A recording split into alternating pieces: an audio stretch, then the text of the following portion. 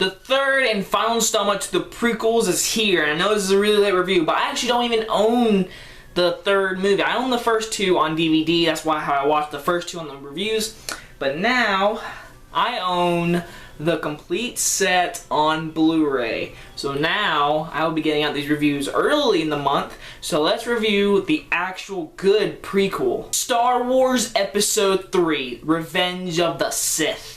So it's the third installment of the Star Wars prequels, and this is the one that everyone was looking forward to. This is the one where Anakin turns to Darth Vader. This is the one people were waiting for. This is what the prequels were made for. This movie right here.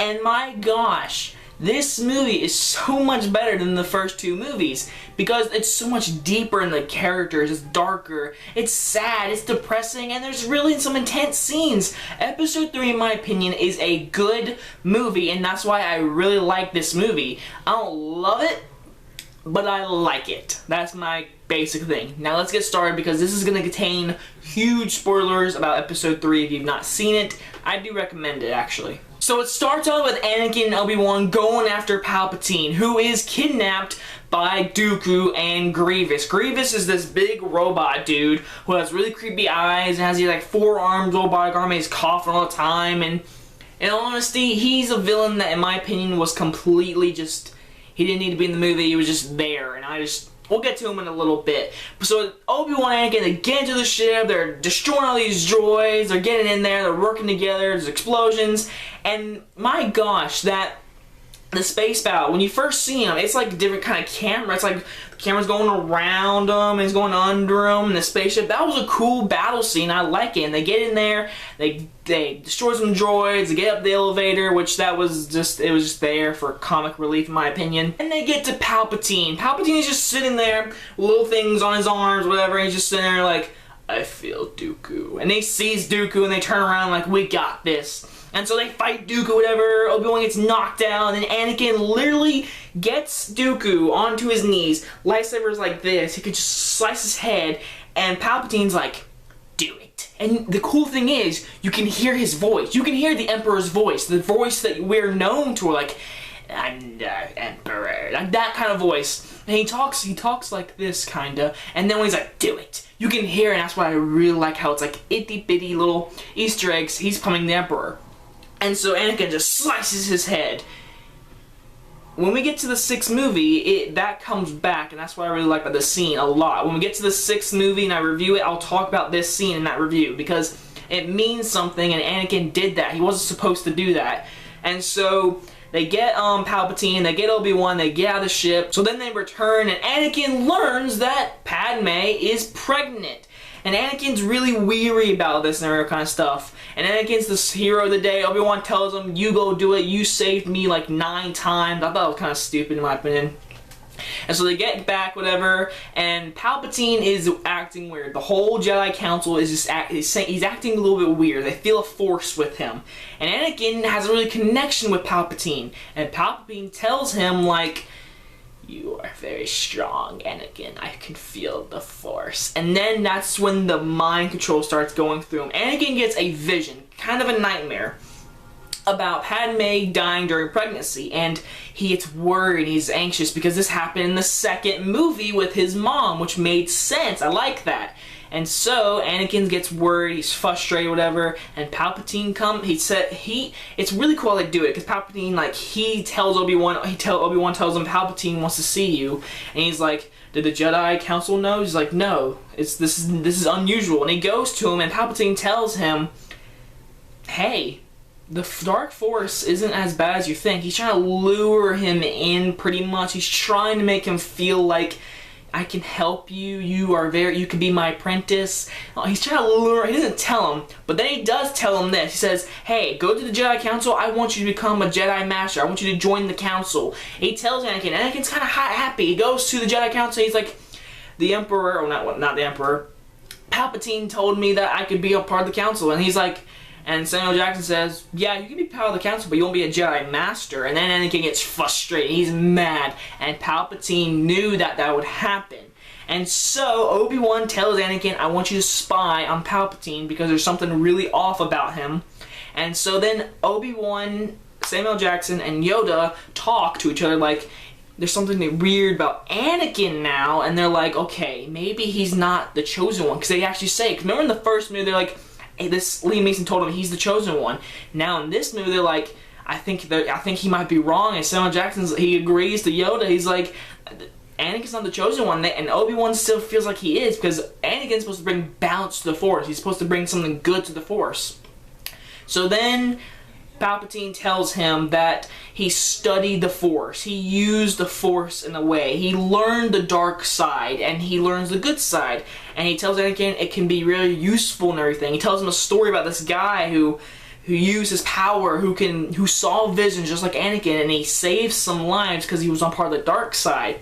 And then Anakin's like, can it still be used? He's like, if you're part of the dark side. And he's pretty much telling, I like that scene. He's telling him, like, come with me, become the dark side, and all that kind of stuff. And then Palpatine tells Obi-Wan and the council, hey, Grievous, he's on that planet. Yeah, go after him. And so I feel like, does Grievous know that he is the Emperor? Does Grievous know that Palpatine's the Emperor? Because when he had him kidnapped, he didn't really feel like it. Neither did Dooku. And so with Dooku dead, now Palpatine needs a new apprentice, and he's going to use Anakin. And so Obi-Wan goes after Grievous, and they fight each other, and Obi-Wan kills Grievous, and the Clone Wars is over. Grievous was the mastermind of the droids, and with him dead, the war is basically over. So yeah, that's pretty cool and everything. Obi-Wan killed him. Yeah, he shoots him right in his little heart thing. So again, Grievous, in my opinion, was just there for that. I mean, he wasn't a huge villain. He was only in the movie for 30 minutes or 20, but he's not a huge part of this movie, but they kill him off really early in the movie. So while Obi-Wan's doing all that, kills Grievous and everything, they won the war, yay! Back to Anakin, and this is one of my favorite scenes of this whole movie. Anakin confronts Palpatine. He tells him, you're the Emperor, and he's like, go to the Jedi Council and tell them, bring them to me, tell them to come after me. And so he does. Samuel Jackson comes in, he's like, you're under arrest. And then Palpatine, he turns into his Emperor, he's like, rah! And he fights them. They're in the little Jedi fight, their lightsaber, he kills the 3 guys, and Samuel Jackson and the Emperor are fighting, and then he breaks the window, and Anakin realizes, wait, the Emperor knows how to save Padme. He knows how to save her. So he goes to there really quick. He runs up there, gets up there, and Samuel Jackson got a lightsaber to him. He's like, I can't keep him. He cannot be arrested. We gotta just kill him. Anakin says no, and he's about to sling, and Anakin just slices Samuel Jackson's hand off, and then Emperor just shocks him, and he blows him out the window, and Samuel Jackson is dead. And by the way, the Emperor, when he was shooting the lightning bolts at Samuel Jackson, he was blocking it, and it melted his face. It makes him look like the Emperor that we know. So then, this is the part where I don't like. Anakin joins the Emperor way too quick. He doesn't even ask, tell me how you say Padme. He just, he's like, you'll be called Darth Vader. Yes, the Force is strong with you and me. And then Anakin's like, I will be your apprentice, as long as you save Padme. Why didn't you, Anakin, just be like, save Padme, then I'll join you? He just joins him. That's it. Doesn't even ask him, how do you save Padme? He just joins him. I do not like how it's so quick when Anakin joins him. I mean, I like the mind control thing he did earlier in the movie, and that really does help. But when he joins him, he actually joins, he becomes the apprentice, it's way too quick. That's one thing I don't like. So then Anakin goes back to the Jedi's temple, and he just kills kids, kills everyone, and all the Clone Wars, well, not clones, the clones turn bad. Order 66, that scene is awesome, by the way. When all the clones start killing all the Jedi, and they're echoing, and John Williams' music's like, oh, no. And it's all epic, and then it's sad, and you're like, oh man, they shoot at Obi-Wan, he falls into the river, he gets out, he joins up with Yoda, and he finds out that Anakin is killing people, he's killing everyone, he's killing kids and everything. They go back to the Jedi Temple, and they see the hologram of him joining the Emperor. And then we see that Padme is pretty much, she doesn't believe Obi-Wan. She's like, oh, he's lying. I talked to him. He's my husband. I love Anakin. And so they go to this lava planet, and Anakin's already killed everyone there and all kind of stuff. And so Obi-Wan sneaks onto the ship with Padme, and Padme goes up to Anakin. She's like, I love you. And Obi-Wan's telling me all these secrets, and Anakin's like, he's lying and everything. And then you see Obi-Wan just standing there on the ship, and he's like, you brought him? He starts choking Padme, and he lets go, and Obi-Wan, they're confronting each other. It's so conflicted, yeah. And they're talking to each other, and it's awesome. And then they start battling, and it's one of the coolest fights in the whole series, in my opinion. It's one of my top 3. This and the fight with Luke and Darth Vader in 6 and kind of 5. But they're fighting, it's awesome, and it's dragged out. I will agree with other reviewers. The battle scene is cool. Their fighting's really cool. But it drags out. When they're literally on top of this little thing and it's falling off a waterfall of lava, that's the point I'm like, hurry up. And it's also being cut by another scene with Yoda confronting the Emperor. Yeah, I don't like Yoda using his lightsaber and everything, but still, it was really cool to see the John Williams music playing, and they're battling each other, and it's awesome, and I love all that kind of stuff. It's really cool, and the Emperor and Yoda just battling each other, and they're throwing these things at them, the court scene, whatever, they're throwing those things at each other, and it's really cool, and it cuts back to Anakin and Obi-Wan, they're battling, and they're using the Force, the same hand. That was really cool, how the Force was like, boosh. And that was really cool. And so Yoda escapes, and the Emperor is like, he gives up, and he finds out there's a dark force against Anakin. He's worried, so he goes to Anakin, and Anakin's finishing up the fight with Obi-Wan, and Obi-Wan flips over to the high ground. He's like, I have the high ground. Anakin flips over there, and Obi-Wan just cuts his legs off and his arm. And I love this scene. I love when Anakin's just falling down to the lava, and he's like trying to grab on with his one robotic hand, and he's like, I hate you. And he's like, but I love you, my brother, Anakin. You're supposed to bring Force. You are balanced to the Force. And I just love that because Obi-Wan cares about him. And then Anakin catches on fire, and he starts burning, his face starts melting, he's on fire, and it's depressing. And he picks up Luke's lightsaber, which is pretty much Anakin's. He picks it up, and he goes, and he leaves him there just burning. It's so depressing. And Obi-Wan goes with Yoda, and goes to this moon planet, and he learns about Padme, and she's sick. You don't know why at all. It's kind of stupid how they don't explain what's wrong with her. But in my head, I just say she died during pregnancy. So she has Luke, and she has Layla, and they're holding him, whatever, and he's like, Luke, Leia, she has twins, and then she dies. She dies. So yeah, and then when that scene's happening, it's changing to Darth Vader with Anakin. He's all burnt, and the robots are picking off the little skin or like the clothes, whatever, and he's getting put into the Darth Vader suit. And I love this shot when Darth Vader just rises out of the smoke, whatever, and all you hear is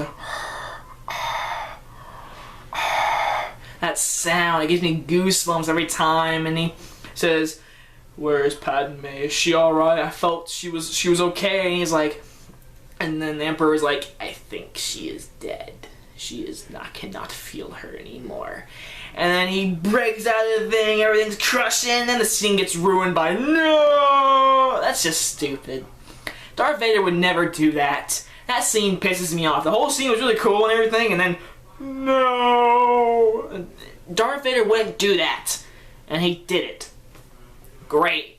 So then it cuts back to Obi-Wan, and he's giving out Luke, whatever, he's giving out Layla, and they're getting separated, and it's setting up for the fourth movie, whatever, and then Padme is dying and have her funeral, whatever, and then we find out that Obi-Wan is going to have training with Qui-Gon from episode 1. Yoda's going to send him to these mountains, which is next to Luke. So like Luke's going to be in the house, and then in the mountains, Obi-Wan will be there, and he'll be like training with Qui-Gon in his ghostly ways, whatever. And so Obi-Wan delivers Luke to his uncle, whatever. And so Obi-Wan leaves, and then we see the final shot of them holding Luke, whatever, looking to the sun, whatever, and we know it's setting up for the next one. Oh yeah, I'm forgetting another scene. We also see Darth Vader and the Emperor standing on the ship, and they both crossing their arms, whatever, and in the window you see they're building the Death Star, and that's awesome. That was a great Easter egg.